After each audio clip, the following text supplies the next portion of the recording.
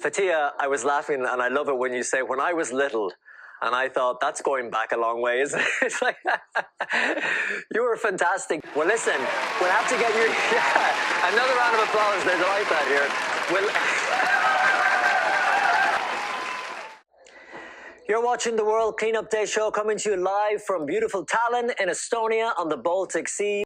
I'm very excited to speak to our next guest because she is a global youth ambassador, a great partner with the World Cleanup Day and Let's Do It. Her name is Faatiha. She is in New York City and she joins us now live. Hey Faatiha, how are you? Hi, I'm good. Thank you for letting me join. Yeah, hey, it's a pleasure to have you. We're privileged. And remind us, because we spoke before, you are now 10 years of age? Yes. 10. You're originally from Bangladesh. How long have you been living in New York City? 6 years. 6 years in the Big Apple. How do you like it? It's amazing. It's very nice to be here. And the people are very friendly. Yeah, never a dull moment in New York City. But Faatiha, you are passionate about the global challenge that is the big pressing environmental issues of the day. Just remind us, why is this something that you are so passionate about? This is something that I'm very passionate about because I know that if we don't act now, then it will be my generation who will face the consequences of climate change. So that's why I try to raise awareness about this climate change, this crisis, and try to aware the people that we have to act now because climate change is already at its peak, or else it will be my generation when we grow up that will face the consequences. Now, we have been across the day talking to people from something like 190 countries all over the world who are taking part in the World Cleanup Day. And in different countries, there are different issues, a lot of commonality as well. But like India might have different environmental issues to Iceland, to the United States, and so on and so forth.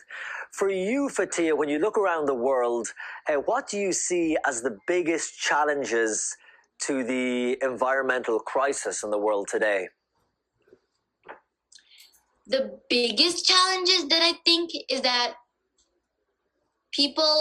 some people are really concerned about this, but people aren't really trying their best to stop this littering. I mean, there are like lots of campaigns about climate change, but then when you see like in a normal day, you do see people who aren't even concerned about the climate change. I think it's the people who are the biggest problem.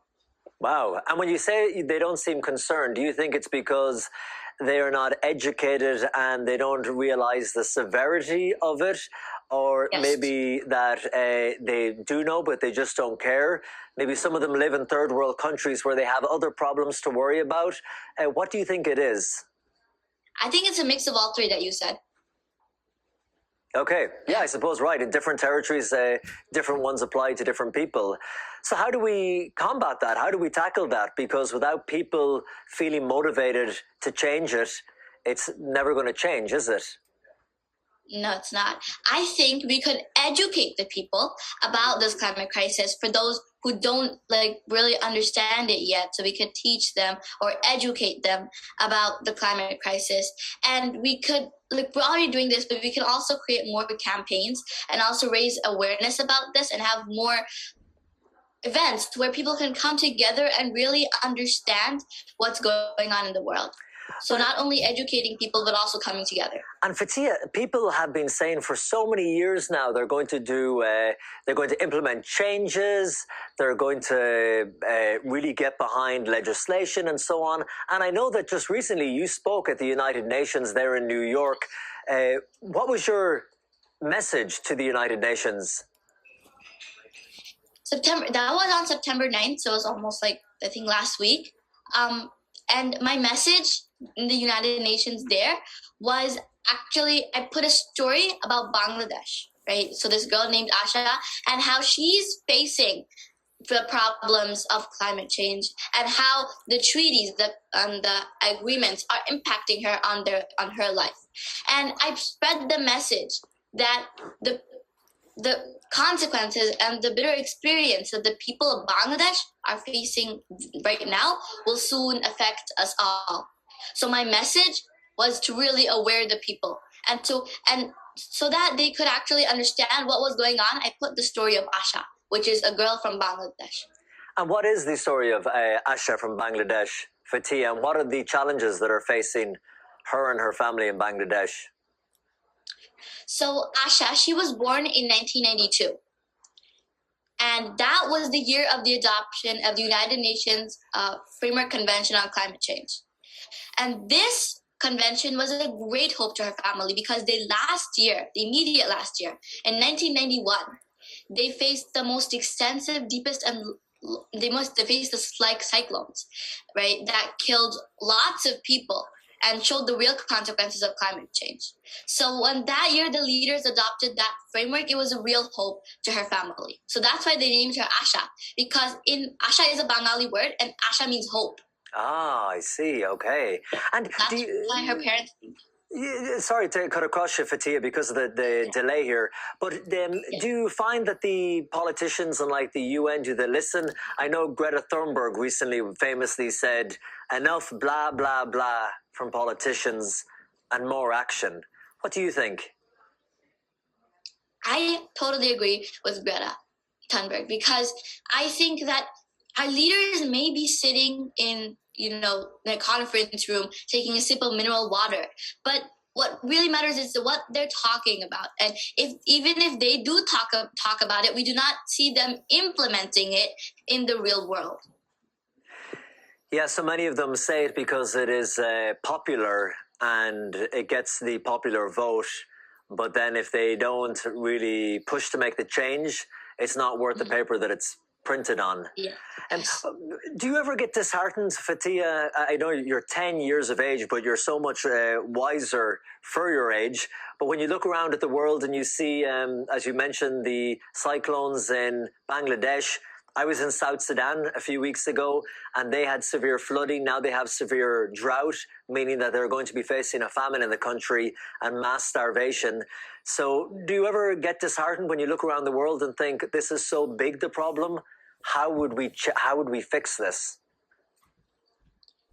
Sometimes I do get a little confused and mixed up because there is so much problem going around the world. Recently in Bangladesh, there was a great flooding in Sylhet, right? And then there's the drought in Europe, obviously. So there's so many problems going around the world that yes, sometimes I do get depressed and a little scared. But then this is exactly why I raise my voice. I try to aware the people about what's going on, so that they can actually prevent this. So they can prevent it. Okay, absolutely.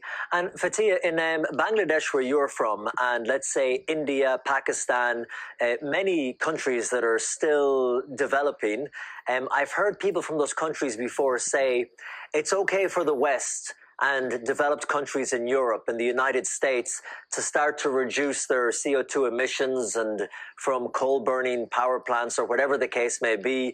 But they say we are in poverty, much of our people, and we need to become industrious. And to do that, we need to create more coal-burning power stations, and we need to create this pollution to a certain extent in order to get to a better standard of living. What do you think of that complicated problem?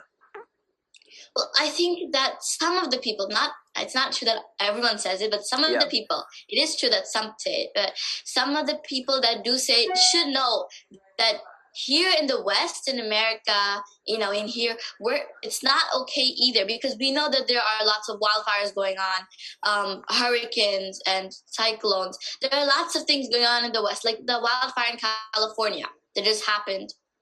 Right. And then the hurricane Ida, there are lots of problems going on here. And the people who's in the East, in that part, who say that in the West here we're okay, aren't exactly true. But I think maybe they're saying that because they haven't actually been here. And America to them probably, or North America to them, has probably always been a highly industrialized country. So maybe they say that, in that area, they need to create more factories because they think that America here, after creating more factories, is okay. But actually, even in America, after creating more factories, it's still a problem. Yeah, they still have the consequences of global warming. So it's something that is not geographically tied to one area or territory. It affects the whole world. So we have to think globally and not just country to country and so on and so forth. How can more young people get involved? I mean, you're exceptional in the way you speak out and you go to the United Nations. Most 10-year-olds can't rock up to the United Nations and knock on the door and come in and give a talk on climate change and global warming. So how can young people, do you think, in a practical way, get involved? Well, we can create more campaigns for them, or like more programs that not only teach them about that, but in a fun way so that they really get to understand. When I was little, I listened to the news so much that I soon got to understand about this climate reality. So maybe in their own lives, they could listen to news, or they could talk with their parents, or even in their community about this climate change. Faatiha, I was laughing, and I love it when you say, when I was little, and I thought, that's going back a long way, isn't it? It's like, you were fantastic. Do you know, by the way, what you want to do when you grow up a bit more? Okay, so when I grow up, I want to serve for humanity, right? Like any career I choose, I want to do it for humanity. Although recently I am really interested in engineering. Oh. But even if I do engineering, if I do choose engineering as my career, I want to work for the humanity or the children. That is unbelievable. That is fantastic. What kind of engineering? Mechanical, electronic, computing? What are you thinking? Aeronautical engineering. Aeronautical engineering. Aeronautical engineering, everybody. A round of applause for Faatiha. Hey, listen, Faatiha, it has been fantastic talking to you, and we love that you're involved in the global world cleanup. By the way, what do you think of what we're doing here, the Let's Do It movement and the World Cleanup Day? So, do you think it's a good idea? I love the approach. I think it's a one way to show the world and to really get them involved, like I said, right? Make more campaigns. I love World Cleanup Day. Well, listen, we'll have to get you... Yeah, another round of applause. They like that here.